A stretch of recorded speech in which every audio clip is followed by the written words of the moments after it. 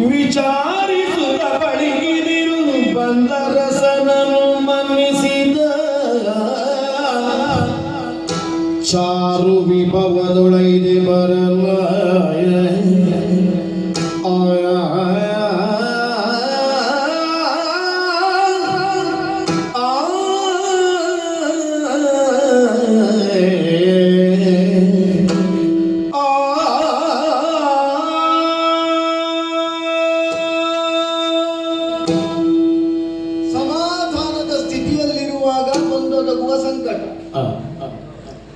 ಸಂಕಟದಲ್ಲಿಯೂ ನಮ್ಮ ಪಾಲಿಗೆ ಬರುವ ಒಂದು ಸಮಾಧಾನ.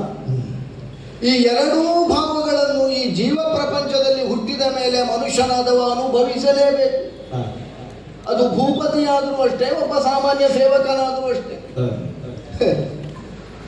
ಒಂದು ಸಮಾಧಾನದ ಭಾವ ಆವರಿಸಿಕೊಳ್ಳುವುದಕ್ಕೆ ತೊಡಗಿತ್ತು. ಆಯ್ತಲ್ಲ, ಅಂತೂ ಒಂದು ಆತ್ಯಂತಿಕವಾದ ನಿರ್ಣಯ ಆಗುವ ಹೊತ್ತು ಬಂತಲ್ಲ. ನೇರ ಸಂಬಂಧಿಗಳು ತಂಗಿಯನ್ನು ಕೊಟ್ಟವ, ಮಗಳನ್ನು ಕೊಟ್ಟವ. ಪಾಂಡವರ ಪಾಲಿಗೆ ಪಾಂಡು ಮಹಾರಾಜನಿಗೆ ತಂಗಿಯನ್ನು, ಪಾಂಡವರಲ್ಲಿ ಮಗಳನ್ನು. ಅಂತಹ ಸಂಬಂಧಿಗಳು ಕೇವಲ ಸಂಬಂಧಿಗಳು ಎಂಬ ದೃಷ್ಟಿಯಲ್ಲಿ ಇದ್ದ ಪ್ರೀತಿ, ವಿಶ್ವಾಸ, ಸ್ನೇಹ ಮಾತ್ರ ಅಲ್ಲ. ಅದು ಧರ್ಮಿಷ್ಠರು, ನ್ಯಾಯ ಪಕ್ಷಪಾತಿಗಳು ಎಂದೆನಿಸಿಕೊಂಡಂತಹ ಪಾಂಡವರ ಕಷ್ಟ ಎಲ್ಲ ಕಳೆದು ಅವರ ಪಾಲಿಗೆ ಬರಬೇಕಾದದ್ದು ಬರುವುದಕ್ಕೆ ಬೇಕಾಗಿ ಬವರ ಒಂದು ಸಿದ್ಧವಾಗಿದೆ ಅಂತ ಆಗುವಾಗ ನಮ್ಮದಾದಂತಹ ಬಲ ಸರಿಯಾದ ಕ್ರಮದಲ್ಲಿ ವಿನಿಯೋಗಿಸಲ್ಪಡಬೇಕು, ಆಯ್ತಲ್ಲ ಎಂಬ ಒಂದು ಸಮಾಧಾನದ ಸ್ಥಿತಿ. ಆದ್ದರಿಂದಲೇ ಹೊರಟದ್ದು ಮಾತ್ರ ದೇಶದಿಂದ. ಮಾರ್ಗ ಮಧ್ಯಕ್ಕೆ ಬರುವಾಗ ಬಂತಲ್ಲ ಸಂಕಟ. ಅತ್ಯಂತ ಉತ್ತಮವಾದ ಉಪಚಾರ, ಆತಿಥ್ಯ ಸ್ವೀಕರಿಸಿ. ಅಂತರಂಗದ ಭಾವ ಏನು? ಸಮಾಧಾನಕ್ಕೆ ಕಾರಣ ಸ್ಥಿತಿಯಲ್ಲಿರುವಂತಹ ಪಾಂಡವರಿಂದ ಏರ್ಪಟ್ಟಂತಹ ಉಪಚಾರದ ವ್ಯವಸ್ಥೆ. ಮಾಡಿದವರಿಗೆ ನನ್ನನ್ನೇ ಕೊಟ್ಟೆ, ಏನು ಬೇಕು ಅಂತ ಕೇಳುವಾಗ ಮೂಡಿದ್ದು ಸಮಾಧಾನದ ಭಾವ ಅಲ್ಲ, ಅಲ್ಲಿ ತಲೆ ಕಾಣಿಸಿದ್ದು ಸಂಕಟದ್ದು. ಅದಕ್ಕೆ ಸುಯೋಧನ ಅಂತ ಹೆಸರು. ಮಾವ ಸಮಾಧಾನದಲ್ಲಿ ಬಂದೊದಗುವ ಸಂಕಟಕ್ಕೆ ಸುಯೋಧನ ಅಂತ ಹೆಸರು. ಹಾಗಂತ ನಾನು ಮಾವ, ನೀವು ನಮಗೆ ಬರಬೇಕು, ನಮಗೆ ಬೆಂಬಲ ಕೊಡಬೇಕು. ಆಯಿತು, ಅದಕ್ಕೆ ಒಪ್ಪಿಗೆಯ ಮುದ್ರೆಯನ್ನು ಇಟ್ಟದ್ದಾಯಿತು. ಹಾಗಂತ ಹೊರಟದ್ದು ಧರ್ಮಜನಲ್ಲಿಗೆ ಎನ್ನುವ ಪ್ರಜ್ಞೆ ಇದ್ದದ್ದರಿಂದ ಅವನಲ್ಲಿ ನಾಲ್ಕು ಮಾತಾಡದೆ ಬರುವುದಕ್ಕೆ. ಆದ್ದರಿಂದಲೇ ಧರ್ಮಜನಲ್ಲಿಗೆ ಹೋಗಿ ಬರ್ತೇನೆ ಅಂತ ಆಗುವಾಗ ಒಪ್ಪಿತಾನೆ ನಿಮ್ಮ ಪುಣ್ಯಾತ್ಮ. ಧರ್ಮರಾಜನ ಬಳಿಗೆ ಹೋಗುವಾಗ ನೋಡಿ, ಸಂಕಟದಲ್ಲಿಯೂ ಒಂದು ಸಮಾಧಾನ, ಸಂಕಟದಲ್ಲಿಯೂ ಬಂದೊದಗುವ ಸಮಾಧಾನಕ್ಕೆ ಧರ್ಮರಾಜ ಅಂತ ಹೆಸರು. ಎಷ್ಟು ಹಾರ್ದಿಕವಾಗಿ ಮಾವ ಅನಿವಾರ್ಯತೆ ಅರ್ಥ ಆಗುತ್ತದೆ. ಧರ್ಮಿಷ್ಠರಾದವರಿಗೆ ಯಾವಾತ ಜೀವನದಲ್ಲಿ ಹೆಚ್ಚು ಪದ್ಧತಿಯನ್ನು, ನಿಯಮನಿಷ್ಠೆಯನ್ನು ರೂಢಿಸಿಕೊಳ್ತಾನೋ ಅಂಥವನಿಗೆ ಜೀವನದಲ್ಲಿ ಪರೀಕ್ಷೆಗಳು, ಕಷ್ಟ ಕಾರ್ಪಣ್ಯಗಳು ಹೆಚ್ಚಾಗಿ ಬಂದು ಅದು ಪರೀಕ್ಷಿಸ್ತದೆ, ಅದು ಬಾಧಿಸ್ತದೆ, ಅದು ಅರ್ಥ ಆಗುತ್ತದೆ. ಆದ್ದರಿಂದ ಮಾವ, ನಿಮ್ಮ ಮೈಯಲ್ಲಿ ತುಂಬಿದಂತಹ ಬಲ ಅಲ್ಲ, ನಿಮ್ಮ ಮಾನಸಿಕವಾದಂತಹ ಅನುಗ್ರಹ, ಆಶೀರ್ವಾದ ಎಂಬುದೊಂದು ನಮ್ಮ ಶಿರದ ಮೇಲೆ ಸದಾಕಾಲ ಇದ್ರೆ ಸಾಕು, ನಾವು ಜಯಿಸ್ತೇವೆ ಮಾವ ಅಂತ ನಮಸ್ಕಾರ ಮಾಡಿ ನನ್ನನ್ನು ಮುಕ್ತವಾಗಿಸಿದ. ಇಲ್ಲದಿದ್ರೆ ಮಾವ ನೀವೊಂದು ಹೀಗೆ ಮಾಡಬಹುದಾ ಅಂತ ಒಂದು ಮಾತು ಕೇಳಿದ್ದಿದ್ರೆ ನಾ ಕುತ್ತಿಗೆ ಕೊಡಬೇಡುವ. ಅಂತೂ ನನ್ನನ್ನು ಸಂಕಟದಲ್ಲಿ ಒಂದು ಸಮಾಧಾನ ಕಾಣುವ ಹಾಗೆ ಮಾಡಿದ. ಬಂದದ್ದಾಯಿತು, ನಮ್ಮದಾದಂತಹ ಪ್ರಾಮಾಣಿಕವಾದಂತಹ ಸೇವೆ ಸಾಗುತ್ತಲೂ ಉಂಟು. ಅಲ್ಲ, ಈಗ ನಾನು 15 ದಿವಸ ಆಯ್ತು, ಈಗ ಕಳೆದು 16ಕ್ಕೂ ಮುಗಿಯಿತು. ಏನು ವಿಶೇಷ ಅಂತ ಕೇಳಿದ್ರೆ ಈಗ ಆಲೋಚನೆಗೆ ಬರ್ತದೆ ಒಮ್ಮೊಮ್ಮೆ. ಅಲ್ಲ, ಇಲ್ಲಿಗಿಂತ ಹೆಚ್ಚಿನ ಸ್ಥಾನಮಾನ, ಸ್ಥಿತಿಗತಿಗಳು ಅಲ್ಲಿ ಹೋದ್ರೂ ಸಿಗ್ತಿತ್ತೋ ಅಂತ ಆಲೋಚನೆ ಮಾಡಿದ್ರೆ ಆ ನೆಲೆಯಲ್ಲಿ ಏನಿಲ್ಲ, ವಿಶ್ವಾಸ ಇಲ್ಲ. ಯಾಕೆ? ಹೊರಡುವಾಗಲೇ ಅಲ್ಲಿ ಸೇನಾಪತಿ ಯಾರು ಅಂತ ಕೇಳಿದ್ರೆ ದೃಷ್ಟದುಮ್ನ ಘೋಷಣೆ ಆಗಿದೆ. ಹೌದೌದು. ಮತ್ತೆ ಪಾರ್ಥನ ವರುತಕ್ಕೆ ಸಾರಥಿ ಯಾರು ಅಂತ ಕೇಳಿದ್ರೆ ಶ್ರೀಕೃಷ್ಣ ಪರಮಾತ್ಮ ಅಂತ ಆಗಿದೆ. ಮಾತಾಡುವುದಕ್ಕೇನಿಲ್ಲ. ಇಲ್ಲಿ ಹೋದ್ರೂ ಒಂದು ಮಹಾರಥಿಗಳ ನೆಲೆಯಲ್ಲಿಯೇ ನಾವು ಕಾದಾಡಬೇಕಿತ್ತು, ಸಮಾಧಾನ ಇತ್ತು. ಇಲ್ಲಿಯೂ ಗೌರವಕ್ಕೇನು ಕೊರತೆ ಇಲ್ಲ. ಮಹಾಚಾಣಾಕ್ಷ ಕಣ್ಣಿಗೆ ನೋಡುವುದಕ್ಕೆ ಬೆಣ್ಣೆಯ ಮುದ್ದೆ. ಮಾತು ಕೇಳಬೇಕು ಅವನದ್ದು. ಅವ ಪ್ರತಿ ಸಲ ಪ್ರಾರಂಭಿಸುವುದೇ ಹಾಗೆ. ಕೇಳಿದ ಈ ಮಾತ್ರೇಶ ಪ್ರಮುಖರೆಲ್ಲ ಹೌದೌದು. ಅವ ಎಷ್ಟು ಬುದ್ಧಿವಂತಿಕೆಯಿಂದ ನಮ್ಮನ್ನು ಸಲಹೆಗಾರರ ಒಂದು ಪಕ್ಷಕ್ಕೆ ಸೇರಿಸಿ ಆಗಿಬಿಡ್ತದೆ. ನಾವು ಅಧಿಕಾರ ಪಡೆಯುವವರ ಪಕ್ಷಕ್ಕೆ ನಾವು ಯಾವತ್ತೂ ಇಲ್ಲ. ಅಧಿಕಾರ ಪಡೆಯುವವರು ಯಾರು ಅಂತ ಸೂಚನೆ ಕೊಡುವ, ಸಲಹೆ ಕೊಡುವವರ ಪಕ್ಷಕ್ಕೆ ಅವ ಮಾತಿನಲ್ಲಿಯೇ ಸೇರಿಸಿ ಬಿಡ್ತಾನೆ.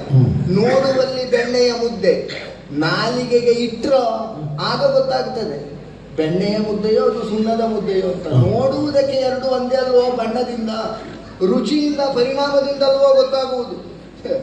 ಆಗಲಿ, ಅಂತೂ ನಮ್ಮ ಪಾಲಿಗೆ ಬಂದದ್ದರಲ್ಲಿ ಯಾವ ಮೋಸ ಯಾವ ವಂಚನೆ ಇಲ್ಲದೆ ನಾವು ದುಡಿಯಬೇಕು ಎಂಬ ಭಾವದಲ್ಲಿ ಸದಾಕಾಲ ಎಷ್ಟಾಗ್ತದೋ ಅಷ್ಟು ಎಂಬ ಭಾವದಲ್ಲಿ ನಾಳೆ ಏನು ಎನ್ನುವುದು ನಮಗೆ ಪ್ರಶ್ನೆ ಅಲ್ಲ, ನಮ್ಮದು ಪ್ರಾಮಾಣಿಕ ಪ್ರಯತ್ನ ಮಾತ್ರ ಅಂತ.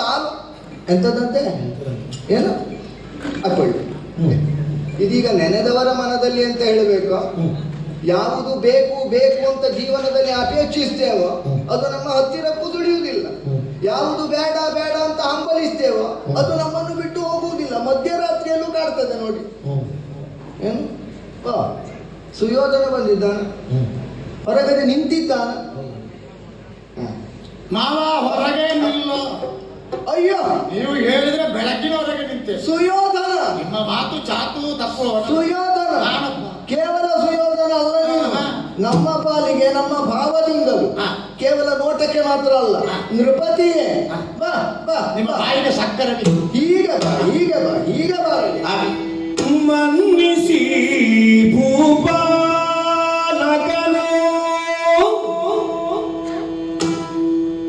ಮನ್ನಿಸಿ ಭೂಪಾಲಕನೋ ತನ್ನ ನಿಜಾಲಯ ಕೈದಿಸಿ ಶಲ್ಯದ್ರಿಪಾಲ, ತನ್ನ ನಿಜಾಲಯ ಕೈದಿಸಿ ಶಲ್ಯದ್ರಿಪಾಲ ಉನ್ನತ ನಿಶಿಯುಳ್ ಬರಲೇಗೆನುತ ಬೆಸಗೊಳ್ಳಲವ ನಿಂತೆಂದನು ನಗುತ್ತ. ಉನ್ನತ ನಿಶಿಯುಳ್ ಬರಲೇಗೆನ್ನುತ್ತ ಬೆಸಗೊಳ್ಳಲವ ನಿಂತೆಂದನು ನಗುತ್ತ. ಮನ್ನಿಸಿ ಭೂಪಾಲಕನೋ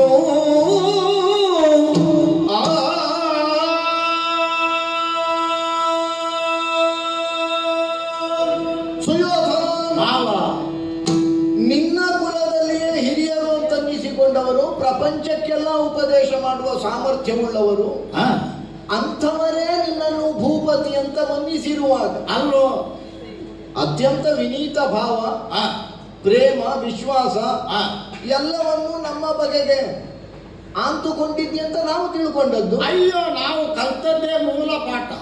ಪ್ರಕ್ಷಿಪ್ತ ನಮಗೆ ಆಗುವುದಿಲ್ಲ. ಬೇಗ ಮುಗಿಸುವಂತಹ ದಾರಿಗೆ ಬೇಕಾಗಿ ಸಣ್ಣದು ಮಾಡಿದ್ದು ನಮಗೆ ಆಗುವುದಿಲ್ಲ. ಹೌದು, ಹಾಗಾಗಿ ಪರಂಪರೆ ನಿಮಗೂ ನಮ್ಮದು ಅದೇ ಗೌರವ. ಅದೇ ಯಾವುದನ್ನು ನೀವು ಅರಿಯುವುದಿಲ್ಲ. ಹಾಗಂತ ಅದೆಲ್ಲವೂ ಬೇಕಾದ ಹೊತ್ತಿಗೆ, ಬೇಕಾದಷ್ಟೊತ್ತಿಗೆ, ಬೇಕಾದ ರೀತಿಯಲ್ಲಿ ನಿನಗೆ ನೆನಪಿಗೆ ಬಂದು ಅದೇ ನನ್ನ ಸಮಸ್ಯೆ ಅಲ್ಲ. ಅದು ನಿನ್ನ ಸಮಸ್ಯೆ ಅಲ್ಲ, ಸಾಮರ್ಥ್ಯ ಅಂತ ಹೇಳಿ. ನಾನು ಮರಿಬೇಕು ಅಂತಿದ್ದದ್ದೆಲ್ಲ ನೆನಪಿಗೆ ಬರ್ತದೆ. ಹೌದು, ನೆನಪು ಆಗಬೇಕು ಅಂತ ಹೇಳುದೆಲ್ಲ ಮರೆತು ಪಕ್ಕಕ್ಕೆ ಸರದು. ಬಾ ಬಾ ಬಾ, ಹೀಗೆ ಬಾ, ಹೀಗೆ ಪದ್ಯ ಪದ್ಯ ಮಾವ. ಓ, ನಿನ್ನದೇ ಮನೆ ನಿಜಾಲಯ ಅಲ್ವೋ? ನಿಜಾಲಯ ಹಾ. ನೀ ಕೊಟ್ಟದ್ದರಿಂದ ನಮಗೂ. ಮತ್ತೆ ಇನ್ನೊಂದು, ನಾನು ಸಾಂಕೇತಿಕವಾಗಿ ಪಾದ ಹಿಡಿದು ಮುಂದೆ ಬಂದಿರಬಹುದು. ನನಗೆ ನಿಜವಾಗಿಯೂ ಸ್ಥಾನ ಬೇಕಾದದ್ದು ನಿಜಾಲಯದಲ್ಲಿ. ಅದೇ ಹೃದಯದ ರಮನೆ ಅಲ್ವೋ? ಅಂತೂ ನಿನ್ನ ಕಣ್ಣು, ನಿನ್ನದಾದ ಮತಿ ಹಾ. ಯಾವ ಕಾಲಕ್ಕೆ ಯಾವುದನ್ನು ನೋಡುತ್ತದೆ, ಹಾ. ಯಾವುದನ್ನು ತಾಕುತ್ತದೆ, ಹಾ. ಅದನ್ನು ನಿರ್ಣಯಿಸುವಲ್ಲಿ ನಮ್ಮಂಥವರು ಒಮ್ಮೊಮ್ಮೆ ಕಷ್ಟಪಡಬೇಕಾಗ್ತದಯ್ಯ. ಹಾ. ಹಾಗಂತದ್ದು ಆಕ್ಷೇಪಕ್ಕೆ ಕಾರಣವಾದದ್ದಲ್ಲ. ಅಲ್ಲಲ್ಲ. ಚತುರಮತಿಯಾದ ರಾಜಕಾರಣಿಗೆ ಇರಲೇಬೇಕಾದ ಸಲ್ಲಕ್ಷಣಗಳಲ್ಲಿ ಒಂದು ಅನುಭವದ ಮಾತದು. ಆದ್ದರಿಂದ ಬಾ, ಬಾ, ಬಾ. ಬಂದೆ. ಕುಳಿತುಕೋ. ಕುಳಿತುಕೊಂಡೆ. ಒಬ್ಬನೇ ಬಂದೆಯಾ? ಬರುವಾಗ ಒಳಗೆ ಒಬ್ಬನೇ ಬಂದ. ಕರ್ಕೊಂಡು ಬರುವಾಗ ಒಂದಿಬ್ಬರನ್ನು ಕರ್ಕೊಂಡು ಬಂದಿದ್ದೆ. ಯಾಕೆ ಕೇಳಿ? ನನಗೆ ಎಡಬಲ ಮುಕ್ತವಾಗಿದ್ರೆ ನಡೀಲಿಕ್ಕೆ ಆಗುದಿಲ್ಲ. ಹೌದು. ಕೆಲವರಿಗೆ ಕೈಕಾಲು ಬೀಸುವಾಗ ಯಾರು ಎಡಬಲದಲ್ಲಿ ಇರಬಾರ್ದು. ನನಗೆ ಕೈಕಾಲು ಬೀಸಲಿಕ್ಕೆ ಆಸ್ಪದವೇ ಇರಬಾರ್ದು ಎಡಬಲದಲ್ಲಿ ಜನ. ಹೌದು, ನಿನಗೆ ಈ ಭೂಪತಿ ಅಲ್ವಾ? ಕೆಲವರು ಹುಟ್ಟಿದ ಮೇಲೆ ಭೂಪತಿಗಳು ಹುಟ್ಟಿದ್ದರಿಂದ, ಕೆಲವರು ಹುಟ್ಟುತ್ತಲೇ ಹಾ. ಹುಟ್ಟುವುದಕ್ಕಿಂತ ಮೊದಲೇ ಹಾ. ಭೂಪತಿಗಳು ಎಂಬ ಭಾವದಲ್ಲಿ ಇರುವವರಲ್ವ. ಇದು ಎಲ್ಲರಿಗೂ ಗೊತ್ತಾಗಿದ್ರೆ ಈ ಯುದ್ಧವೇ ನಡೀತಿರ್ಲಿಲ್ಲ. ಹೌದು. ಅರ್ಧಂಬರ್ಧ ಕಲ್ತವರ ತಪ್ಪುಘೋಷದಿಂದಲೇ ಈ ಯುದ್ಧ ನಡೆದದ್ದು. ಹೌದು, ಅದು ನಮ್ಮಂತರಂಗ, ಈಗ ಗೊತ್ತುಂಟು ಮಾವ. ಅದು ನಮ್ಮಂತವರ ಅಂತರಂಗಕ್ಕೆ ಮಾತ್ರ ಗೊತ್ತಿದ್ದು. ಹಾ. ಪ್ರಪಂಚದಲ್ಲಿ ಯಾರೂ ಒಪ್ಪದೇ ಇರುವ ಕಾಲಕ್ಕೆ ಹೀಗೆಲ್ಲ ಸಮಸ್ಯೆಗಳಾಗಿ ಮತ್ತೆ ಹೋಗುತ್ತೆ. ಇನ್ನೊಂದುಂಟು, ಆಂತರಂಗಿಕವಾದದ್ದನ್ನು ಕೆಲವೊಮ್ಮೆ ಅಲ್ಲೇ ಅಡಗಿಸಿಡಬೇಕಾಗ್ತದೆ. ಹೌದು. ಹೊರಗೆ ಹೇಳಲಿಕ್ಕಲ್ಲ, ಉಗುಳ್ಲಿಕ್ಕೂ ಅಲ್ಲ, ನುಂಗ್ಲಿಕ್ಕೂ ಅಲ್ಲ ಅಂತ ಹೇಳುವ ಸ್ಥಿತಿ. ಅಂತಹ ಕಾರಣದಿಂದ ಹೆಚ್ಚಿನವರು ನನ್ನನ್ನು ಪ್ರೀತಿಸಿದ್ರು, ವಿರೋಧಿಗಳಾಗಿ ನಟಿಸುವುದು ಉಂಟು. ಅದೇನು ದೊಡ್ಡ ತಪ್ಪಲ್ಲ. ಒಳಗೆ ಬಂದು ಕೂತಿದ್ದೇನೆ ನಿಮ್ಮ ಹತ್ರ ನಾನೀಗ. ಸುಯೋಧನ, ಓ. ಕೇಳುವಲ್ಲಿ ಮನಸ್ಸಿನ ಆಶಯ ಇಷ್ಟೇ. ಹಾ. ಒಬ್ಬನೇ ಬಂದಿಯೋ ಅಂತಂದ್ರೆ ಹಾ. ಕಾಲು ನೋಡುವಾಗ ಹಾ. ದೇಶ ನಮ್ಮದ್ದೇ ಆಗಿರ್ತದಯ್ಯ, ಹೌದು. ಅಲ್ಲೋ? ಹಾ. ಅದು ತಾತ್ಕಾಲಿಕವಾದ, ಹಾ. ಅಂದ್ರೆ ವ್ಯಾವಹಾರಿಕ ಪ್ರಪಂಚದ ಸತ್ಯ ಎನ್ನುವ ನೆಲೆಯಲ್ಲಿ ನಾವಿರುವಷ್ಟು ದಿವಸ ನಮ್ಮ ಆಳ್ವಿಕೆಗೆ ಒಳಪಟ್ಟ ಪ್ರದೇಶ, ಅದನ್ನು ದೇಶ ಅಂತ ಕರೀಬಹುದು. ಆದ್ರೆ ಕಾಲ ಕಾಲ ಮಾತ್ರ ರಾತ್ರಿ. ಅದು ತಾನು ದೇಶಕ್ಕೆ ಭೂಪತಿ ಅಂತ ಎಷ್ಟು ಮೆರೆದ್ರು ಹಾ. ಕಾಲವನ್ನು ತನ್ನ ನಿಯಂತ್ರಣಕ್ಕೆ ಸಂಪೂರ್ಣವಾಗಿ ತಕ್ಕೊಳ್ಳಿಕ್ಕೆ ಆಗುದಿಲ್ಲ. ಅದಾಗುದಿಲ್ಲ. ಮಧ್ಯಾಹ್ನವೇ ಇರಲಿ, ನನಗೆ ಕೆಲಸ ಆಗಬೇಕಾಗಿದೆ ಅಂತಂದ್ರೆ ಕಾಲ ಕಾಯುವುದಿಲ್ಲ, ಮಧ್ಯರಾತ್ರಿ ಆಗಿಯೇ ತಿರ್ತದೆ ಅಲ್ವೋ? ಕೆಲವೊಮ್ಮೆ ಮುಂಜಾನೆಯಿಂದಲೇ ಸರತಿಯಲ್ಲಿ ನಿಂತರೂ ಮಧ್ಯಾಹ್ನ ಇಚ್ಛಿಸಿದ್ದು ಕೈಗೆಟಕುವುದಿಲ್ಲ. ಆಗುದಿಲ್ಲ. ಹಾ. ಅಂಥದ್ದರಲ್ಲಿ ಹಾ. ಯುದ್ಧದ ಕಾಲ, ಹಾ. ಮಧ್ಯರಾತ್ರಿಯ ಹೊತ್ತು, ಹಾ. ಒಂದರ್ಥದಲ್ಲಿ ಉನ್ನತ ನಿಶಿ. ಅಂದ್ರೆ ಒಂದೊಂದು ದಿನದ ರಾತ್ರಿಯನ್ನು ಕಳೆಯುವಾಗಲೂ ಆ ಔನ್ನತ್ಯದ ಬಿಸಿ ಎಷ್ಟು ಎನ್ನುವುದನ್ನು ಅನುಭವಿಸಿದವನೇ. ನಾವು ನಿಶಿ ಕರಗೀತು ಅಂತ ತಿಳಿದದ್ದು, ಈಗ ಅದರ ಉನ್ನತಿಗೆ ಉಂಟು ಅಂತ ಹೇಳುವ ಕೊರಗು ಬಂದಿದೆ. ಹೌದು, ನಿಜಾರ್ಥದಲ್ಲಿ ಕಾಲ ಕಳೀತದಲ್ಲ. ಹಾ. ನಾವು ಅಂದುಕೊಳ್ಳುವುದು ಕಾಲ ಕರಗುತ್ತದೆ ಅಂತ. ಹಾ. ಅಲ್ಲ, ಹಾ. ಕಾಲ ಕರಗುವುದಲ್ಲ. ಹಾ. ಆ ಕಾಲದಲ್ಲಿ ಇರುವಂತಹ ನಾವೇ ಕರಗಿ, ನಾವು ಕಾಲ ನೋಡಿ ವ್ಯವಹಾರ ಮಾಡಬೇಕು. ಆದ್ದರಿಂದಲೇ ಅಲ್ವೋ ಕಾಲಕ್ಕೆ ಮಾತ್ರ ಇರುವ ಸಾಮರ್ಥ್ಯ ವಿಶೇಷ ಅದು. ಹಾ. ನಮ್ಮಂತಹ ಸಾಮಾನ್ಯರಿಗಾದ್ರೆ ಹಾ. ಒಂದೋ ಕೂಡಿಸು, ಹಾ. ಇಲ್ಲದಿದ್ರೆ ಕಳೆ. ಹಾ. ಕೂಡಿಸು, ಕಳೆ ಹಾ. ಎರಡನ್ನು ಏಕಕಾಲದಲ್ಲಿ ಮಾಡುವ ಸಾಮರ್ಥ್ಯ ಇದ್ರೆ ಕಾಲನಿಗೆ ಮಾತ್ರ. ಹೌದು. ನಿನಗೆ 1 ವರ್ಷ ತುಂಬಿತು, ಹಾ. ಕೂಡಿಸು. ಹಾ. ಅದೇ ನೆಲೆಯಲ್ಲಿ ಹಾ. ನಿನ್ನ ಪರಮಾಯುಷ್ಯದಲ್ಲಿ 1 ದಿನ ಹೋಯಿತು, ಹೋಯಿತು. ಕಳೆ. ಹೌದು. ಕೂಡಿಸು, ಕಳೆ. ಹಾ. ಅದೇ ಇದು ಹಾಗೆ ಅಂತ ಹೇಳಿ ಮತ್ತೆರಡು ನನಗುಂಟು. ಭಾಗ ಮಾಡ್ಲಿಕ್ಕೂ ಗುಣಿಸ್ಲಿಕ್ಕೂ ಅವನಿಗಿಂತ ಬಲ ನಾನು. ನೀನು ನಾನು ಭಾಗಿಸಿದ್ದು ಇಲ್ಲಿಯವರೆಗೆ ಒಂದಾಗಿದ್ದದ್ದೇ ಇಲ್ಲ. ನಾನು ಗುಣಿಸಿದ್ದನ್ನು ಅವಗಣಿಸಿದವರು ಮನೆತನದ ಸಮೇತ ಮುಳುಗಿ ಹೋಗಿದ್ದಾರೆ. ಹೌದು. ಹಾಗಾಗಿ ನಾನು ನೀವು ಹೇಳಿದಾಗೆ ಕೂಡು ಕಡೆಯಲ್ಲಿ ಕಾಲನಿಗೆ ಅಧೀನ, ಗುಣಿಸಿ ಭಾಗಿಸುವುದರಲ್ಲಿ ಸ್ವಲ್ಪ ಹೆಚ್ಚು ಅಂತ ಉಳಿದವರು ಹೇಳಿದ್ರು. ತಪ್ಪದು ಅಲ್ಲ, ಗುಣಿಸಿದ್ರೆ ಭಾಗಿಸಿದ್ರೆ ಯಾವುದ್ರಲ್ಲಿಯೂ ಆಗಲಿ. ಈಗ ಭಾಗಾಕಾರ ಮಾಡಿದಾಗ ಶೇಷ ಉಳಿದ್ರೆ ಒಳ್ಳೆಯದೋ ಶೇಷ ಉಳಿದಿದ್ರೆ ಒಳ್ಳೆಯದೋ ಎನ್ನುವುದು ಇನ್ನೂ ಪ್ರಶ್ನೆಯೇ, ಅದಕ್ಕೆ ಉತ್ತರ ಇಲ್ಲ. ಶೇಷ ಉಳಿಯದೆ ನಿಶ್ಚವಶೇಷವಾಗಿ ಭಾಗಿಸಲ್ಪಟ್ರೆ ಒಳ್ಳೆಯದು.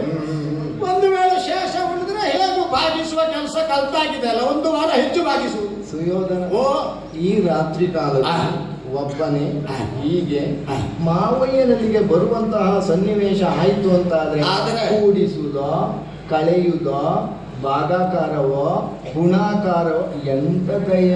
ನಾನೀಗ 4ಕ್ಕೂ ಬಂದದ್ದಲ್ಲ. ಮತ್ತೆ ಕಾಲ ದೇಶ ಹೇಗೂ ನೀವು ಹೇಳಿದ ಹಾಗೆ ನನಗೊಂದು ಪಾತ್ರ ಉಂಟು ನೋಡಿ. ಕಾಲದ ಒಳಗೂ ಬೇಕು, ದೇಶೀಯ ಪ್ರಜ್ಞೆಯನ್ನು ಬಿಡುವ ಹಾಗೂ ಇದು. ನೀವು ಹೇಳಿದ 4 ಭಾಗಿಸುವುದೋ ಕೂಡಿಸುವುದೋ ಗುಣಿಸುವುದೋ ಕಳೆಯುವುದೋ ಅದರ ವ್ಯಾಪ್ತಿಗಲ್ಲ, ಅಲ್ಲ. ಹೊಸ ಲೆಕ್ಕಾಚಾರದ ಕಲಿಕೆಯ ಉದ್ದೇಶದಿಂದ ಇದಿಷ್ಟನ್ನು ಬಿಟ್ಟದ್ದು ಇನ್ನೊಂದು ಲೆಕ್ಕಾಚಾರ ಉಂಟು. ಯಾಕಂದ್ರೆ ಯಾಕೆ? ನೀವೇ ಕೇಳಿ